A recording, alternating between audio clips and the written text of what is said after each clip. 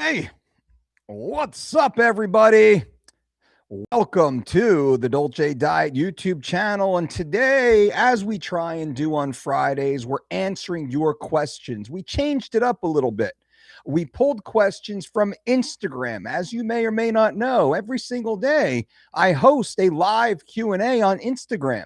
You have to follow my Instagram channel at The Day Diet in order to be notified of when these live IG Q&As happen, because I do them when I have time.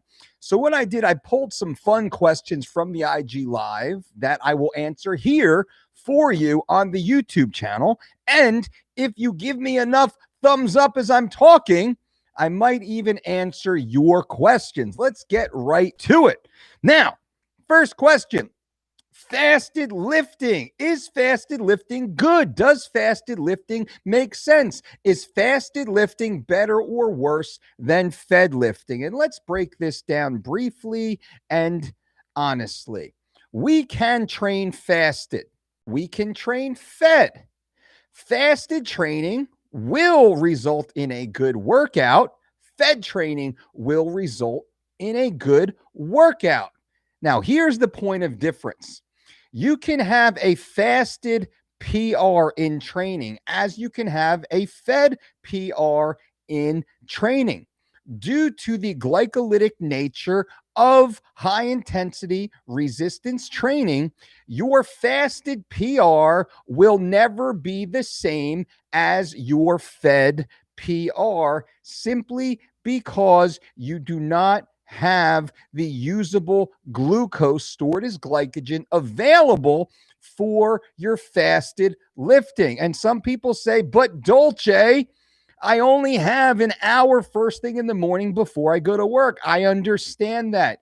Do you get your lifting in? But just know your fasted lifting will never be as effective as your fed lifting.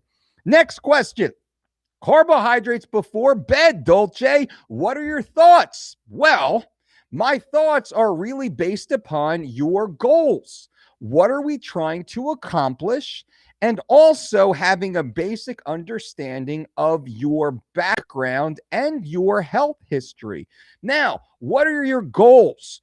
Are you just trying to go ham, get huge, make gains, put on muscle, and maybe a little bit of fat at the same time?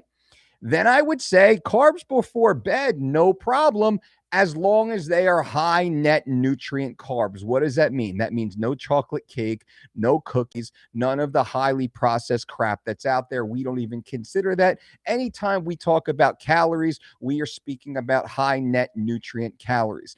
That being said, if you are trying to lean out, if you're trying to get shredded, then you have to be careful of your late night carbohydrate intake. And here's a good reason. Outside of the caloric surplus, to which we can have a deeper conversation, I'm working on a video that I'll put out later on about that exact topic. But when we consume any food, but specifically carbohydrate, there is a corresponding pulse of insulin. The insulin is shot through your bloodstream. Now, we know insulin has a negative effect on your growth hormone pulse. So if you're eating carbs prior to bed, you will not release a proportionate amount or the ample amount of growth hormone that is part of the leaning out shredding process. So what I will strongly suggest is understand what your goals are, what you're trying to accomplish, and make your decision based upon that. And that will change throughout the year. Guys, if you're watching this channel, please bang, give me a thumbs up as I talk. This is literally for the algorithm, and I appreciate you.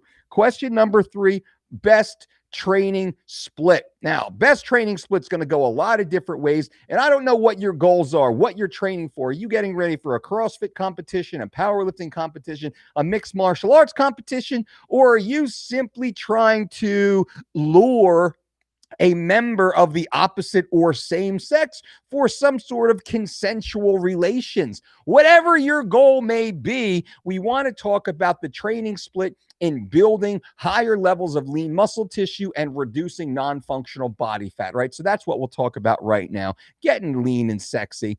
The best training split is training this same muscle group at least twice per week, preferably every 48 to 72 hours. This will enhance what is known as muscle protein synthesis. Now, this information is for those of you who are full natty. You're not taking any performance enhancing drugs. You're not taking any SARMs, any SERMs, any peptides. Now, you may very well be taking those, and Uncle Mike's not judging you right now, but when you're taking heavy anabolics or growth agents, you can get away with a lot more mistakes than the average full natty trainee. And I'm talking to the full natty right now, knowing that full natty training works exponentially better for the highly enhanced. That being said, you want to train a specific muscle group every 2 to 3 days. Now, we can do this a few different ways. We can do the every other day full body, which is a great workout. And my next question, actually, it timed up well. I'm going to talk about my favorite exercises. So you can train your entire body in one training session every other day: Monday, Wednesday, Friday, Sunday, Tuesday, Thursday, Saturday, Monday, Wednesday, Friday, Sunday, Tuesday, Thursday, bang, bang, bang, bang, bang, bang. Keep going through. And I would strongly suggest having some sort of GPP, general physical preparedness, on the days off in between. You can also look to a full body, upper body, lower body, push, pull split, which means you can train upper body push on Monday, upper body pull on Tuesday, lower body on Wednesday, right back to upper body push, upper body pull, lower body, and rotate through. When you're doing that, make sure you're training with high weights above 80% or so. Remember, muscle protein synthesis, we want to be hitting that muscle group every 2 to 3 days for maximum growth. Now, the next question is, Dolce, what are your top 5 exercises? And I don't have these written down, so let me go off the top of my head, and I'm going to speak to the basic movements of the human body. What do? We push, we pull, we squat, we bend over or hinge, and we rotate through the core. Now, if we prescribe specific exercises for those primary movements, we can make it very simple. The standing overhead barbell press, that is the squat of the upper body. Forget about bench presses, standing overhead barbell presses. Number 2 exercise, I'm going to debate myself whether or not I'm going to do an underhanded weighted chin up as my pull, or I'm going to do a modified Dorian Yates style bent over barbell row. Number 3 is the squat. The barbell back squat is the granddaddy of all squatting exercises, but some people have piss poor form. I'm going to assume you have perfect form, and I will say the low bar barbell back squat. Next exercise is the hinge. That is going to be the conventional stance deadlift. Last exercise is a tough one, because there's so many things that the core can do, should do, and needs to do. Remember, this is a 360-degree plane we need to train our core through. But to answer your question, I will say weighted hanging leg lifts, right? Kind of toe to bar, but with better form than you see most of the CrossFitters use. Now, those watching, again, bang, bang, give this video a thumbs up so I know you're there, so I know you care. I don't like to ask for these, but my producer Adam says, Dolce, you got to ask people to give the thumbs up. They're your community. They want to give it to you. And that helps the YouTube algorithm. Lord knows that algorithm is really tough. You look at all the crap videos out there getting huge play. I think our content is the best content because it's the most honest, it's the most effective, and it is the most actionable out there. So bang, bang, just give us a thumbs up. Last question. Dolce, how do you determine maintenance calories? Now, there's a few different fun ways to do that. Number 1, we could say, Harris-Benedict equation, bang, bang, bang, Google that, look it up, Harris-Benedict equation, that gets your BMR. But there's a hack to that. The basic hack for the Harris-Benedict is body weight times 10. If you weigh 200 pounds, you need to take in about 2,000 pounds to maintain your body mass while completely at rest. That's laying in your bed, not moving a muscle. I will typically add 300 to 500 calories per activity for the average person. Now, this is generalized, and I will finish on the calorie equation and why that doesn't matter actually at the end, but I want to answer the questions honestly. So we're going to say 300 to 500 calories for the average American who goes through their normal life. We're going to add another 300 to 800 calories for those of you who exercise daily. 300 calories, you're just kind of a walker, golfer. 800 calories, you're in the gym training pretty hard, pretty ham. So let's say I need 2,000 calories to just lay in bed all day. I add another 500 calories because I'm a dad. I got two little babies, a 5-year-old and 3-year-old at home, and I'm pretty active guy. So now I'm at 2,500 and I train fucking hard. So I'm putting myself up. Maybe I'm at 600 to 700. Let's say 600 calories because I don't want to spill over into a surplus. So I got 2,000 plus 500 plus 600. I'm right at about 3,100 calories I need per day to maintain my level of current absolute godly sexiness, right? If I want to get lean, if I want to get shredded, I will slowly increase my activity. You thought I was going to drop calories. Wrong. I increase my activity before I drop my calories. That's a whole nother video. And last thing here, do calories matter? I just put an Instagram post today on our Instagram page at The Dolce Diet on Instagram. Make sure you guys follow our Instagram page. Also, I have a live Q&A on Instagram every single day at random times. So follow me on Instagram so you can be a part of that community and ask direct questions. Now, the nutrient quantity inside your food matters much more than the calories. Why is that, Dolce? But every Tom, Dick, and Harry balls out there says calories are the only thing that matters. Calories in versus calories out. That's the only thing that matters. That's wrong. That's like saying body weight is all that matters to your fitness goals. Body weight doesn't matter nearly as much as body composition.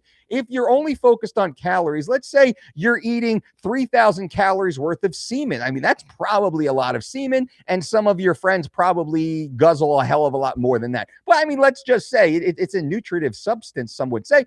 That's a hell of a lot. You're probably not going to look that good. Your digestive is probably going to be really jacked up. That's a bad analogy, Dolce. I'm having fun here, right? We're keeping it entertaining.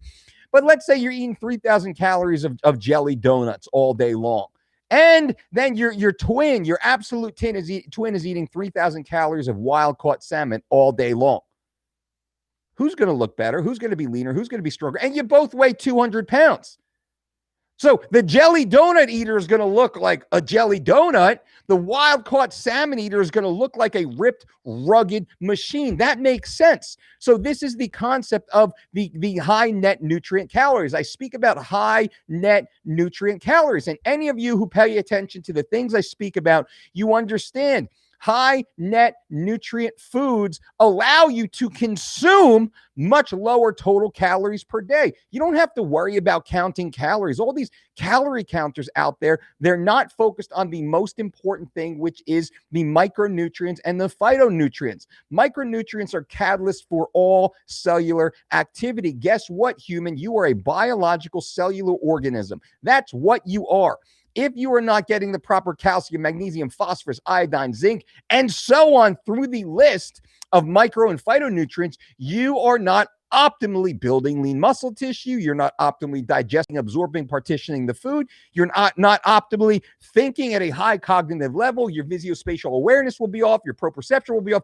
Every aspect of human existence is off if you have nutrient deficiencies, which is why we always start at the high net nutrient foods as opposed to just starting at the calorie target. That doesn't make sense. So now I'm going to run through just a couple quick questions right here, and then I'll jump off because I don't want to go much longer than about 15 minutes. Hin Young says, hey, Dolce, you inspired me in many ways. I would like to ask, is now a good time to become a personal trainer, and which organization is best to get my certificate? Hin, thank you for being here. I really appreciate it. Guess what? We actually will be running our next Dolce Diet certification and fitness conference the last weekend in August. That is what I would strongly suggest you get. We are endorsed by the National Strength and Conditioning Association, the National Academy of Sports Medicine, and the American Fitness and Athletic Association, the three largest certifying bodies in the United States,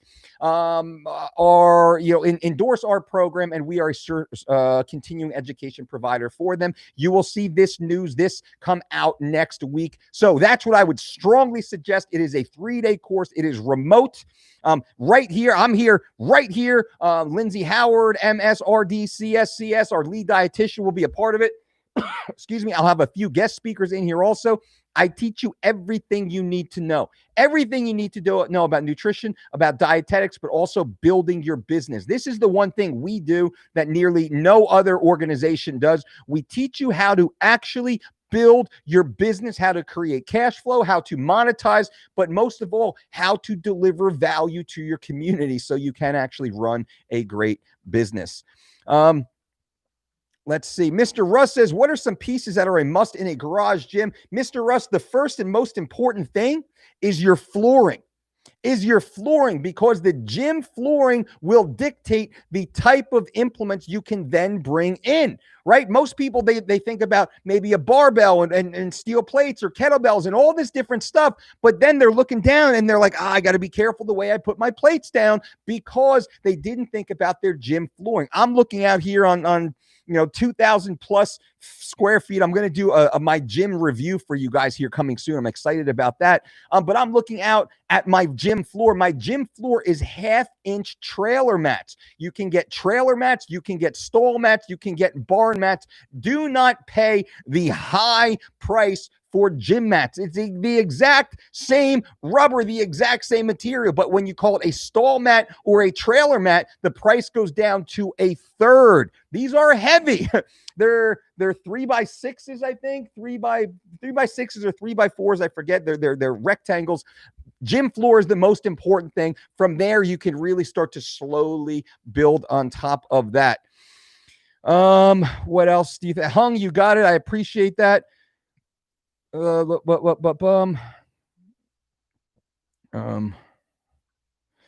Philosopher K says, what's the best way to build cardio for MMA? Running or air dine? All of the above. In order to have the proper cardiovascular capacity, the metabolic conditioning, in order to utilize the proper fuel substrates for your sport, you need to do everything.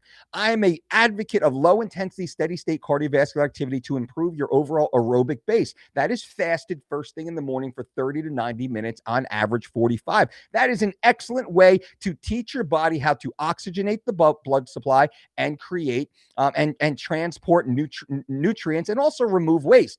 From there, focus on your sport and think cross training. Zach C with the $2 super chat donation says, need Italian flag Dolce Speedo and F Governor Murphy. I agree to all of that. Zach C. Guys and gals, thank you for being here. Please, bang, give this video a thumbs up. It's easy, it's quick, and it lets YouTube know you appreciate this content. Jesse Lee, bang, with the $2 super chat donation. I appreciate you guys. Not necessary, but always appreciated, my friends. What else do we have? Colin Litchfield says, your knowledge is unmatched. Thanks, Mike. You got it, Colin. Thank you. Another minute or so, guys and gals, and it's time to jump out. Zap's channel says, Dolce rocks. Jay-Z says, last question, how to fix stubborn back fat. I'm going to do a whole video on this for you next week, but let me give you a good answer. I'm lean, and if I diet any harder, I will start losing muscle. I want to keep those gains, but lose the handles as well. Low intensity, steady state cardiovascular activity while fasted. Fasted means in the absence of insulin. The presence of insulin impedes our body's ability to burn or oxidize stored body fat, specifically the stubborn body fat. There are alpha and beta cells that are the problem. That is what we need to hack and counterbalance. Now, the leaner you get, the more fat you will lose. You cannot spot reduce body fat, but you can create an environment to burn stubborn fat as efficiently as non-stubborn fat. low intensity fasted cardio, walking 45 minutes all the way up to 90 minutes will be ideal. I'd say reduce nighttime carbohydrates, again, to mediate that insulin output. Train your ass off, constantly building lean muscle tissue, like I said in the beginning of this video. And I'm going to do a full video for you next week. Guys and gals, I appreciate you so much for being here. Subscribe to this channel. Give this video a thumbs up. Leave any further comments below this video when it posts for the algorithm. And until next time, boom.